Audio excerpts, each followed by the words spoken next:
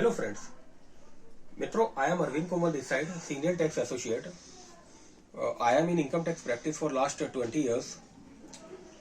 And today we are going to discuss about the long-term capital gain exemption under section 54 and 54F. As you know, every year our finance minister presented a finance bill in the Lok Sabha. और उस finance bill का एक component होता है memorandum explaining the provision of finance bill. ये component है, यानी budget तो एक बहुत लंबा चौड़ा डॉक्यूमेंट होता है, उसके अंदर भी 8-10 डॉक्यूमेंट होते हैं. ग्रांट रिसिप्ट होती है, ग्रांट पेमेंट का डॉक्यूमेंट होता है, सब्सिडी की रिसिप्ट होती है, सब्सिडी का डॉक्यूमेंट होता है. उसी तरीके से जो डायरेक्ट टैक्स और इनडायरेक्ट टैक्स में प्रोविजन में अमेंडमेंट की जाती है, उसका रीजन देना पड़ता है फाइनेंस मिनिस्टर को लोकसभा में कि हम इस रीजन की वजह से इस सेक्शन में अमेंडमेंट करने जा रहे हैं. और वो रीजन जो है इन डेप्थ इस मेमोरेंडम में लिखा होता है. As you are reading memorandum explaining the provision in finance bill 2023 में जो भी इनकम टैक्स एक्ट में बदलाव हुए हैं या जो भी अमेंडमेंट आई है, वो सारी अमेंडमेंट गवर्नमेंट को दिखानी पड़ती है, उसका रीजन देना होता है. तो आज हम पढ़ेंगे सेक्शन 54 और सेक्शन 54F में जो अमेंडमेंट गवर्नमेंट ने की है. बेसिकली मैं आपको बता दूं, मैं तो रीड कर चुका हूं इस प्रोविजन को. सेक्शन 54 कहता है कि अगर किसी भी रेजिडेंट इंडिविजुअल ने इंडिया में रेजिडेंशियल हाउस प्रॉपर्टी बेची है या कोई रेजिडेंशियल प्लॉट बेचा है और उसको बेचने के बाद उसको लॉन्ग टर्म कैपिटल गेन आते हैं, और वो लॉन्ग टर्म कैपिटल गेन का पैसा जो है वो इन्वेस्ट कर देता है किसी और रेजिडेंशियल हाउस प्रॉपर्टी को खरीदने के लिए विद इन द 2 ईयर्स. और अगर बनवाता है उस प्रॉपर्टी को तो उसमें 3 साल का टाइम गवर्नमेंट देती है in case of the construction of the new residential house property. तो वो सारे के सारे कैपिटल गेन एग्जेम्प्ट हो जाते हैं अंडर सेक्शन 54 में. और 54F क्या कहता है? अगर किसी भी रेजिडेंट एसएससी ने लॉन्ग टर्म कैपिटल एसेट बेचा अदर देन रेजिडेंशियल हाउस, मतलब आपने कोई शेयर्स बेच दिए, आपने कोई इंडस्ट्रियल यूनिट बेच दी, आपने गोल्ड बेच दिया, मतलब रेजिडेंशियल हाउस नहीं बेचा, और उसको बेचने पे आपको कैपिटल गेन आ जाते हैं, और उस कैपिटल गेन को आप नई हाउस प्रॉपर्टी खरीदने के लिए इन्वेस्ट कर देते हैं, तो वहां भी आपको एग्जेम्पशन मिल जाती है अंडर सेक्शन 54F में for purchasing a new house property. अब गवर्नमेंट ने बजट 2023 में क्या किया है?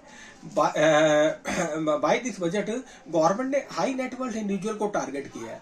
मान लीजिए लोग क्या कर रहे हैं, किसी ने 100 करोड़ की प्रॉपर्टी बेच दी, और 100 करोड़ की प्रॉपर्टी बेचने के बाद उसको 60 करोड़ के कैपिटल गेन आए लॉन्ग टर्म, तो उसने 80 करोड़ का नया हाउस खरीद लिया और वो 60 करोड़ रुपए का पूरा एग्जेम्पशन अंडर सेक्शन 54 में क्लेम कर लिया. तो गवर्नमेंट ने हाई नेटवर्थ इंडिविजुअल के ऊपर अटैक किया है और एक लिमिट लगा दी है कि 10 करोड़ से ज्यादा का एग्जेम्पशन आप सेक्शन 54 और सेक्शन 54F में नहीं ले पाएंगे फॉर हाई नेटवर्थ इंडिविजुअल. एक आम आदमी जो मिडिल क्लास आदमी है या जो लोअर मिडिल क्लास है, उसके पास तो 10 करोड़ हो ही नहीं सकते, वो तो 10 करोड़ का मकान खरीद ही नहीं सकता. दिस इज मैक्सिमम पैनलाइज करने के लिए हाई नेटवर्थ इंडिविजुअल को ये प्रोविजन इंट्रोड्यूस किया गया है. अब हम इसके प्रोविजन रीड करेंगे कि प्रोविजन एक्चुअली है क्या और गवर्नमेंट ने क्या लिखा है इसके अंदर. Let's limiting the roll over benefit claim under section 54 and 54 Act.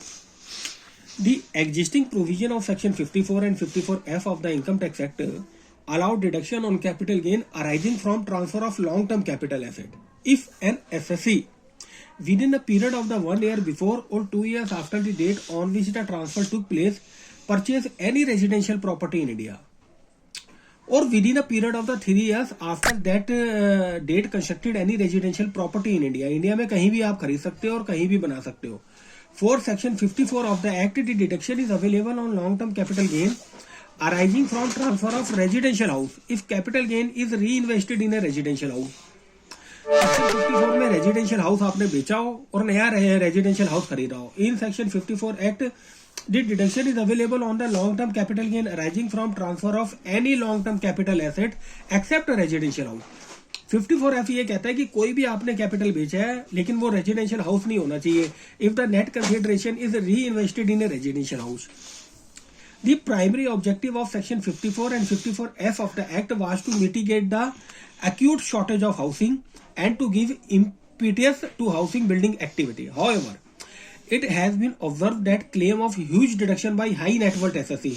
Metro, point to be noted. This is a very important point. However, it has been observed that claims of huge deduction by high net worth SSE are being made under this provision by purchasing very expensive residential house.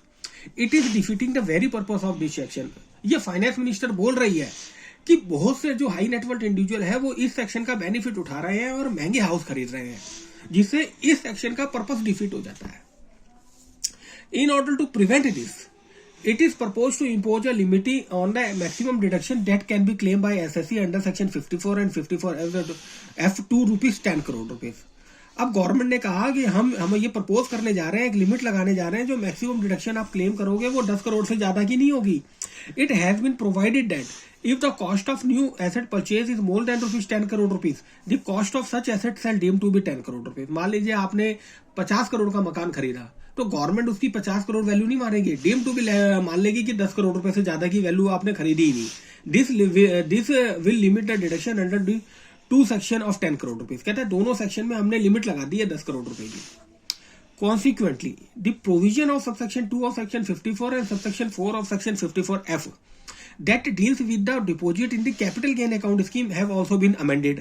अब यहाँ भी 10 करोड़ रुपए की limit आएगी, क्योंकि जो capital gain होता था अगर आप उसको रिटर्न फाइल करने की डेट से पहले नहीं यूज कर पाते तो आपको कैपिटल गेन अकाउंट में रखना होता था वो पैसा। अब वो पैसा भी आपको मान लीजिए वो आपको टाइम टू गवर्नमेंट ने 2 साल का दिया है और 3 साल का दिया है बनवाने के लिए, लेकिन मान लीजिए रिटर्न तो आपकी हर साल जाएगी। फाइनेंशियल ईयर क्लोज होने के 4 महीने के बाद आपने रिटर्न भरनी होती है, तो रिटर्न भरने की डेट तक अगर आप अमाउंट यूटिलाइज कर लेते हैं तो ठीक है, अदरवाइज आपको पैसा कैपिटल गेन अकाउंट में रखना पड़ेगा। और यहां भी वही लिमिट है कि 10 करोड़ से ज्यादा आप कैपिटल गेन अकाउंट में जमा नहीं कर पाएंगे। It is proposed to insert a proviso to provide that provision of subsection 2 of section 54 and subsection 4 of section 54F for the purpose of deposit in the capital gain account scheme shall apply only to capital gains or net consideration as the case may be up to rupees 10 crore rupees. These amendment will take effect from the first day of April 2024 and shall accordingly apply in relation to assessment year 2024 and 25 and subsequent assessment year. Thank you friends. This is a new provision.